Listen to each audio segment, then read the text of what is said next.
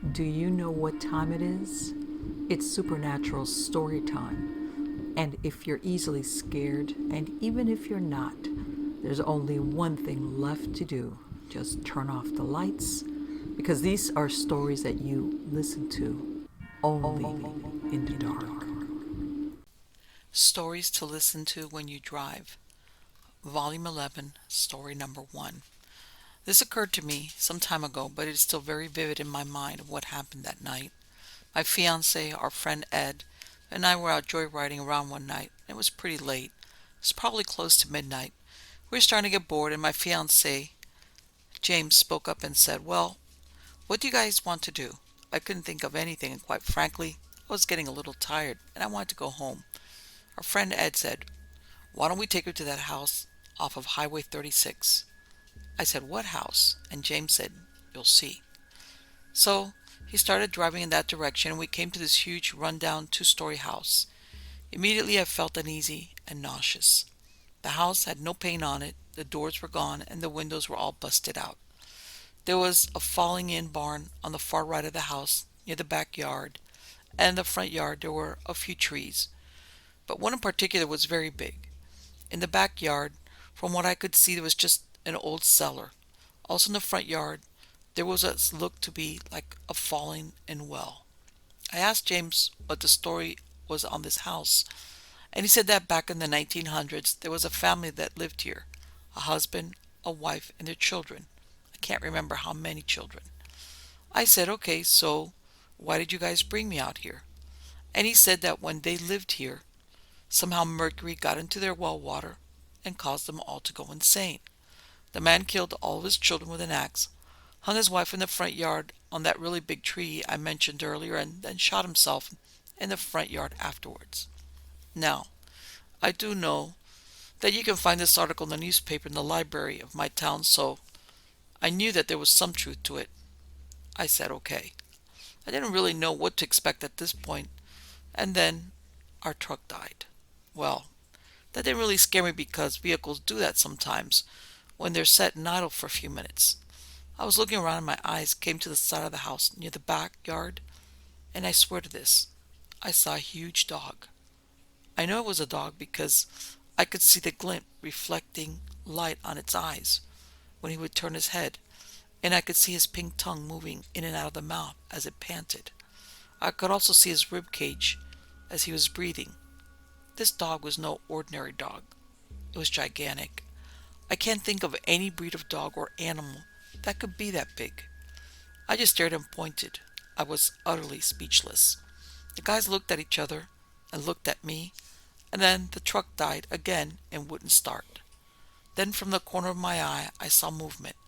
The guys saw it too, as they turned their heads to look in the same direction I was looking in. There was someone walking through the house, and the weird part was that one minute this thing would be upstairs, where you could see it in the window, and the next minute it would be downstairs in the window. I was very frightened by this point. I started feeling as if I couldn't breathe. It was like a pressure on my chest. I looked around the yard and thought I saw someone walking around. The guys saw it too, but this was not a regular person. I didn't think for a moment. I couldn't comprehend that it was a full figure, and then the next moment you could almost see through him. James was trying to start the truck, and it finally did turn on. We pulled out of the driveway and started for home. They won't admit it, but they were just as scared as I was. When we got home, I started some bath water. I looked in the mirror and saw something on my chest that was a massive handprint. I called James in to look at it, and he said that he saw it too. I think that while we were at that house, something was pushing on my chest, and that's why I couldn't breathe. I did see other things that night, but I just don't know how to explain them. Story number 2. I've been retired for over a dozen years, and I worked for almost 40 years for the government. In other words, I'm not a young guy. And when you hear this story, you might think or wonder why it didn't give me a heart attack. Now, my job when I was working was to maintain microwave sites across the Four Corners region in the Southwest. So I traveled to these mountaintops where the sites are located in the states of Arizona, New Mexico, Utah, and Colorado. For the first 25 years of this work, I had worked alone. That was until they decided to give me some guy to work with. In other words, everybody had to work in a pair. Well, here's the story behind that.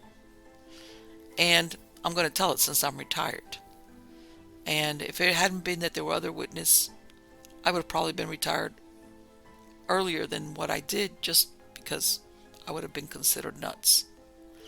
I seriously doubt if anyone will believe this story, but here goes. Now, being a technician involved spending a lot of time getting in and out of sites and actually being there, because the roads were rough and steep and exposed. Winters were the worst time to go to these places, and they were usually on mountaintops. But I had to go there when things went down, no matter what the season was. I usually would go in a pickup truck, and until the roads got snowed under, then I'd pull a trailer with a snowcat on it, get as far as possible, then unload the cat and drive it up to the site. I saw some of the most beautiful sights imaginable going in like that. Entire forest covered in snow after a storm. A lot of things that you don't see at the lower altitudes. Well, anyway, sometime in January, and I was sent to a big peak in Utah. It was one of my sites, but I hardly ever went there. The equipment was pretty new and rarely needed work, which was fine by me, as I really didn't care to go up that road, which was pretty steep. The views were beautiful though, and I always enjoyed looking out over the desert. I knew it had been snowing over there, and I called the road maintenance guys and confirmed that I wouldn't be getting far without the cat. So I loaded it up and headed out, getting to the nearest town by late afternoon, which was the norm, and a few of these sites are close to the headquarters. I got up early the next morning and was soon in the cat, going up that steep road to the top. I hadn't seen that much snow for a lot of years. It had really snowed a lot, and the road gave me fits, but I finally got to the site. These communication sites never used to be fenced, but now that there's so many people everywhere, they've decided to put high metal fences around them with lock gates. But at that time, there was no fence, and that was a good thing. The snow was deep, so I had a rough time getting into the gates, just too much snow. Finally got up, pulled the cat up next to the building to figure things out and see how to get inside.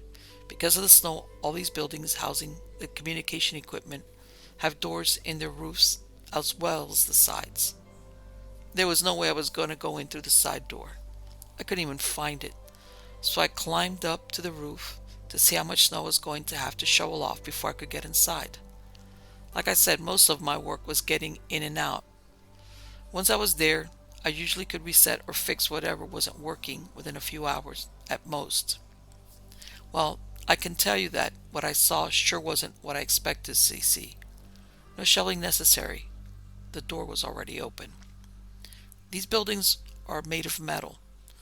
Metal door that was there had literally been wrenched off its hinges and was lying on the roof, twisted from the force. It looked like a pretzel, and this was a very heavy door.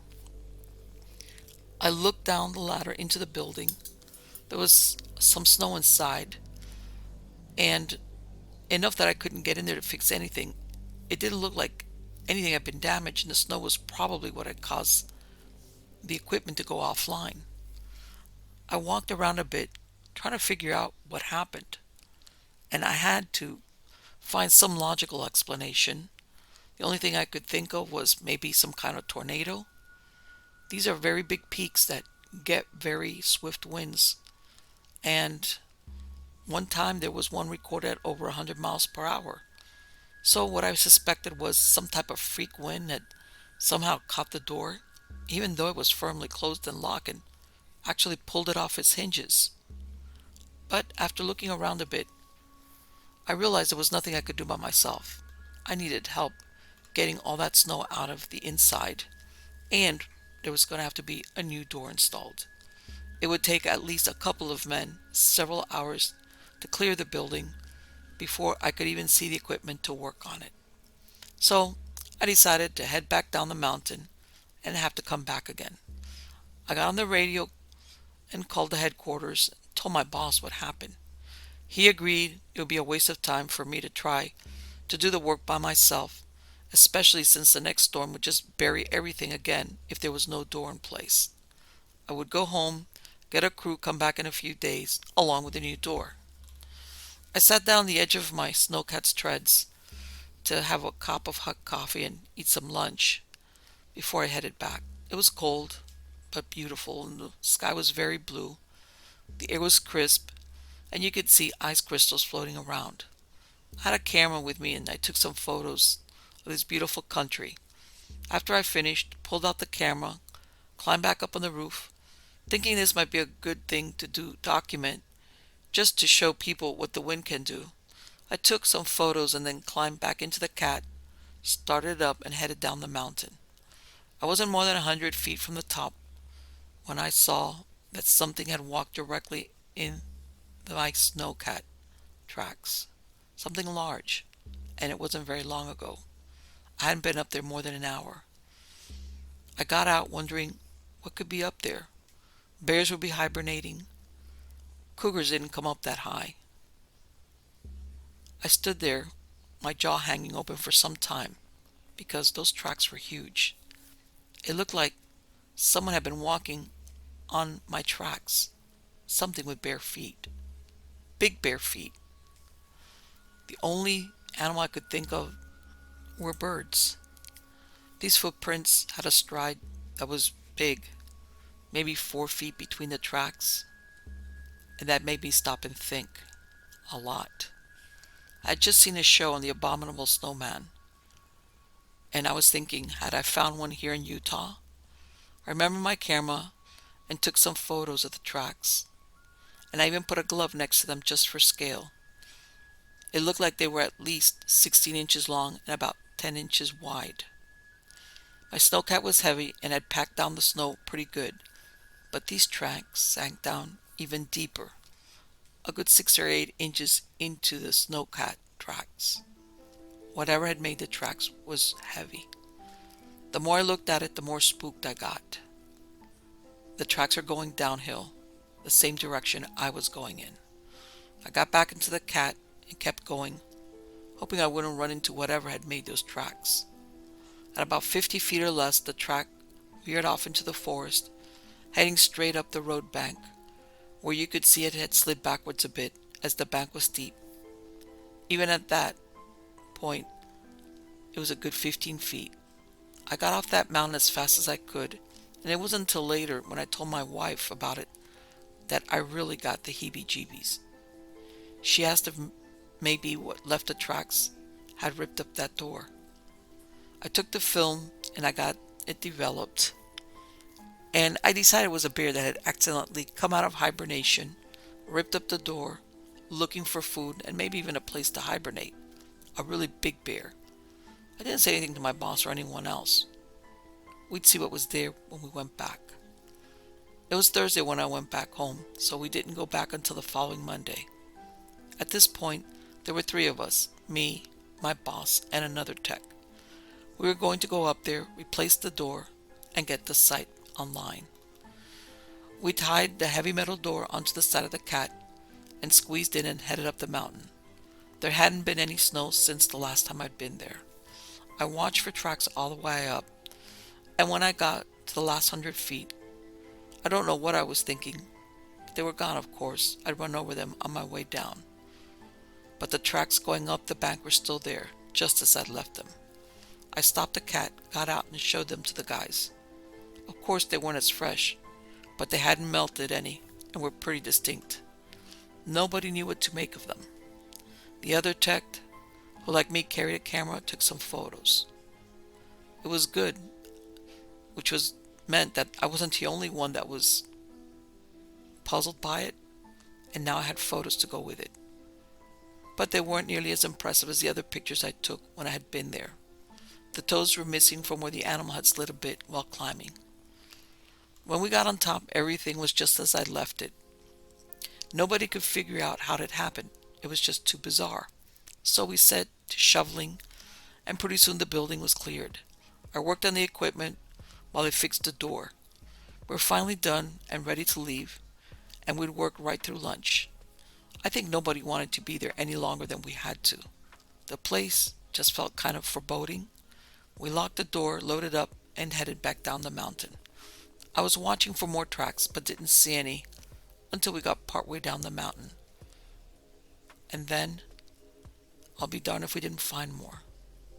The same ones, right in the cat tracks. We stopped, and by now we were really tired, but the tech and I got out and took some more photos. Our boss didn't have a word to say. He just sat in the cat. We got back down to the parking area, locked the gate behind us, and drove over to where the pickup and the snowcat trailer were parked. It was twilight, almost dark at this point. It had been a long day. We just weren't prepared for what we saw next. The pickup tailgate had been wrenched from the truck and thrown a good 20 feet. I say thrown because one couldn't see any drag marks, and it wasn't carried as there were no tracks in the snow. To make things worse, the cat trailer had been, at least it appeared to have been, physically picked up and twisted, wrenching it and the hitch into a mass of twisted metal and separating the trailer from the truck. Around everything were more of the huge tracks that we'd seen up the mountain. We just stood there, exhausted, and didn't know what to do or what to say. But I could tell you, we were all scared. I suggested we go to the motel and figure it all out and come back in the morning and decide what to do then. We wasted no time getting into the truck, but Tom didn't want to leave the cat. He was afraid something might happen to it, that whoever or whatever had done this would be back. So he drove it until we ran out of snow on the road, then parked it. At that point, we were a good 5 miles from the gate, so we hoped it would be okay. It was an expensive piece of equipment. Back at the motel, nobody said much. We were quiet, went to dinner, went to bed. To be honest, I think we were all in shock. The next day, we went back, got the trailer, jerry-rigged it, and managed to get into a welding shop and have everything fixed so that we could travel back in it. And then we went back and got the snowcat and headed home. I don't think any of us ever mentioned it to one another again. But it wasn't long until policy came down from up high that you couldn't travel alone anymore. They cited health reasons and safety reasons. Tom, my boss, never did ask me to go up to that site again. I'm not sure if he ever went back himself, or the other tech. I retired a couple of years later. I still have those photos of those tracks in my drawer, and I still don't know what could have made them or what happened that day. Next story. 3 years ago, I worked in a very nice rest home as a CNA. It's in a place in Utah, just off University Avenue, right before Will's Pit Stop. The people I helped there were near the end of their lives, obviously, so we had a lot of people pass on, but not a lot of them hung around there after they died. So unusual occurrences were not the norm for the residents and the staff. The residents got a hold of the CNAs by using a pull cord in their rooms that alerted us by a pager that would buzz and vibrate and show the room number of the person that needed help, or they had a necklace that had a button they could push to summon help. Now this is important to remember. The pull cords in the apartments had to be pulled with a fairly forceful tug to be activated, and could only be reset by going into the room and pushing a little plastic switch attached to its backup. A day prior to when this story occurred, one of our residents suddenly took a nosedive downhill and had to go to the hospital, where she passed away that night. It was all very sudden. Her name was Anna, and she'd been very healthy and active just a few days before. At the end of our shift, the day after she passed away, me and 2 other CNAs were sitting in the staff room chatting. All the other CNAs had gone for the day, as well as the RN and the LPN that are there during the daytime, so we were the only staff left in the building. Our pages started to buzz, which is nothing out of the norm, until one of my coworkers pulled out her pager to see who needed us and realized the room that was calling was Anna's, and that she was dead. Her face completely drained of colors for a few seconds. We all thought this was a bit strange, but sometimes the necklace call buttons malfunction, So we figured that was probably what it was and decided just to go and check her room in case it was family that needed help moving her stuff out of there, something ordinary like that. When we reached the room, the door was locked and the only ones with the keys are the residents themselves and the nursing home and housekeepers. This is important to keep in mind when reading what we found in the room. We unlocked the door and all the lights were off. Then we noticed that the actual port cord had been pulled down, and that is what summoned us to that room, not a malfunctioning necklace call light. After we got over our initial shock, we noticed that there were blankets and couch cushions strewn all across the living room, and that it hadn't been like that when she had left for the hospital the day before. It could have been family, but why would you leave your mother's apartment all torn up? At this point, we were all getting a little freaked out, but someone had to reset the call light, and that night I was not feeling at all like going into a room, so me and the other CNA ganged up together and pushed the other one, Kristen, to go into the room and forced her to do it. Not nice, I know. She ran in, pushed the switch up, and ran out, almost tripping on a couch cushion in her haste to escape. We were all a little shaken, and when the graveyard shift arrived, we told them what happened, and they of course didn't believe us. As far as I know, nothing ever happened in that room. I think it was Anna just saying goodbye to Courtyard and the staff. She was really a fun lady who probably got a kick out of seeing us so scared, because believe me, we were. Next story. This happened to me when I was 9 years old at a lake in Colorado. I spent a lot of time there with my grandparents in the summer, as both of my parents worked. My grandfather was an outdoorsman, but he didn't like to fish, but we often went to a place called Buckhorn Lakes in the mountains just to hang out and have a picnic. It was this one particular trip. My grandparents took me and my two cousins, boys aged 11 and 12, and two teenage boys who were staying with my aunt and uncle while their parents were gone. I don't remember where my aunt and uncle were that the boys were all with us, but I think they were probably working. The road up to the lakes was really rough, and it took a while to get there. We rode in the back of a pickup. This was before anyone thought much about that, but it did have high side rails and was safe. I was a bit of a tomboy, and now that they had older reinforcements, my two cousins decided it would be fun to pick on me, which they did often anyway. They were half afraid of me because they knew I'd get even, usually later, when they least expected it. But now they started in earnest, teasing and trying to get me to stand on the side rails of the pickup, which of course they weren't afraid of doing. I thought it was dangerous and stupid. They told me that I was a chicken and flapped their arms, making cackling noises. This kind of thing continued all the way until we got there, and we were sidetracked by the picnic my grandmother had made. After lunch, we decided to go down to the biggest lake and see what we could find. My grandmother was reading a book and my grandfather was taking a nap in his chair.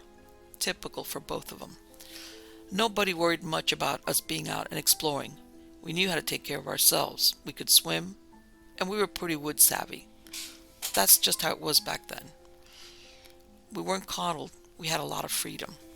So off we went to the lake, which was long and narrow. It was the typical mountain lake in the trees, logs floating near the shore.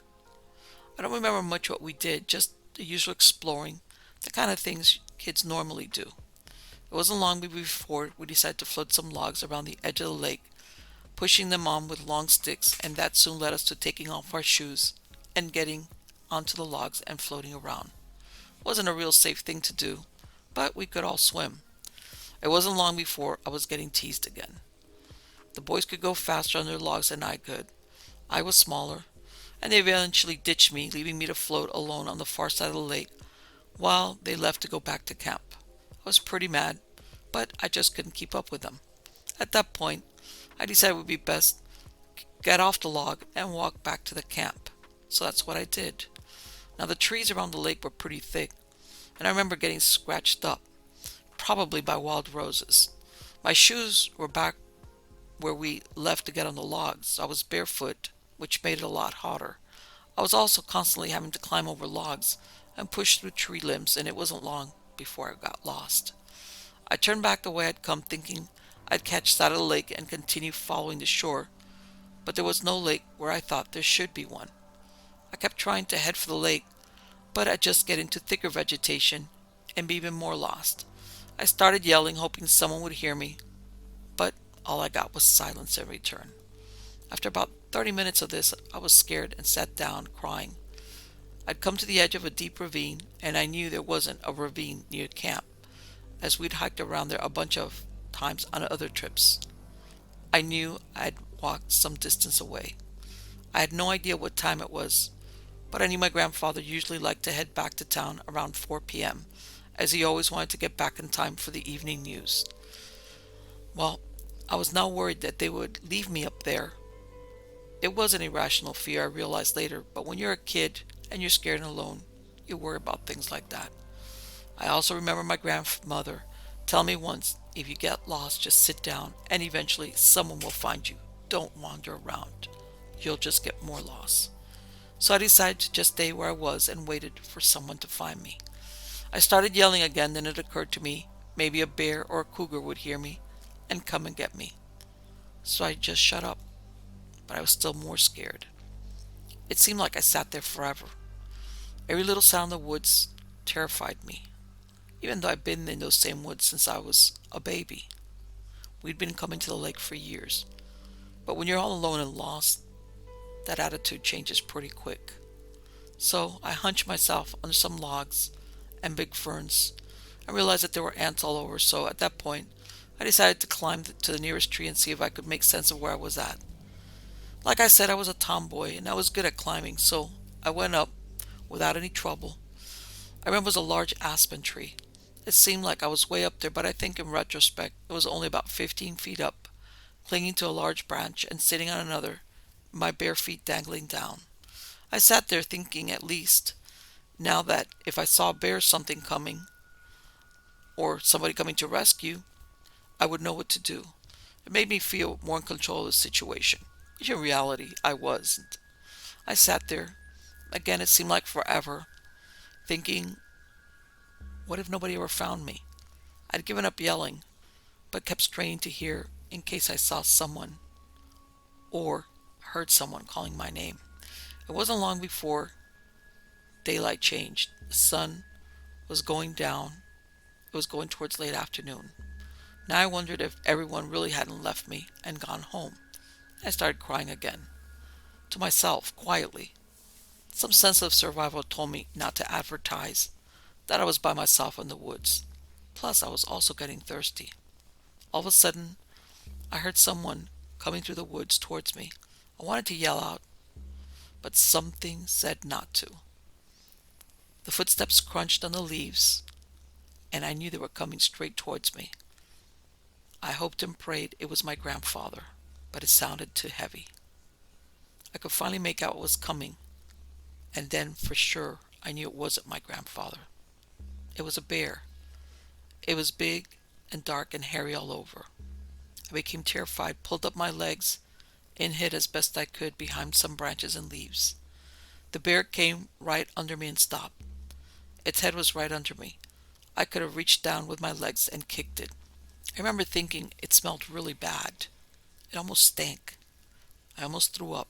It smelled like rotten eggs, or worse. Strangely though, I was more scared when I saw it coming than when it was under me. Can't explain it, but I felt it wouldn't hurt me. Did I know I was right above it? I wasn't sure. I just stopped and was standing. It didn't look up at me, and I held my breath and hoped it would leave.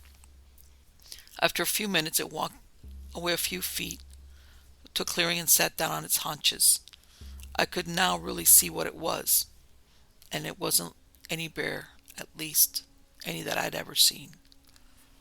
I couldn't figure it out, so I just thought this was some kind of new species of bear. I was only 9 years old. It had the same color as a bear, dark brown, but had large shoulders, like a football player. It had muscles that rippled underneath the skin, but I still couldn't make out its face because it had its back to me. It had a large head, and the head seemed shaped like a football. The fur really didn't look like fur, but more like hair, kind of hung off the arms. It just sat there on its haunches for a bit, then it reached over and picked up two large rocks and started banging them together, making a rhythmic sound, like a drum. It knocked the rocks together so loud I thought they would break. Then it paused and listened. After a few rounds of this, I could hear yelling way in the distance. Now I was getting scared. What if it was calling in its friends and telling them I was there? I started to cry again, though I tried not to. This animal just kept banging the rocks, and something replied in the distance, and it seemed to be getting closer and closer. It was nearby, but I couldn't make out who or what it was. But it was definitely human. I wanted to yell back, but I was too scared. I just clung to my tree, and the creature just kept banging the rocks together. But it wasn't long before the yelling was close enough that I could tell it was my grandfather and my cousins. At that point, the creature stood up, turned around, and looked straight up in the tree at me. It had known I was there the whole time. As it stood there looking, I could easily make out its face.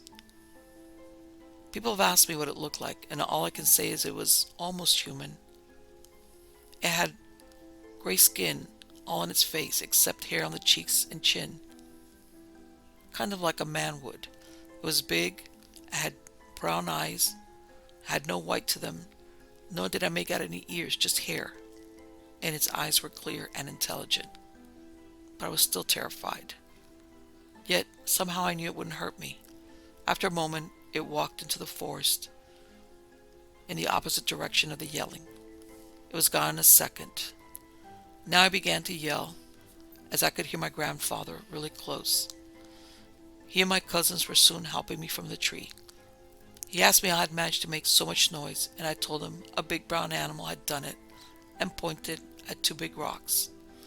I don't remember much else except we went back to camp. It was almost dark when we got back to the truck.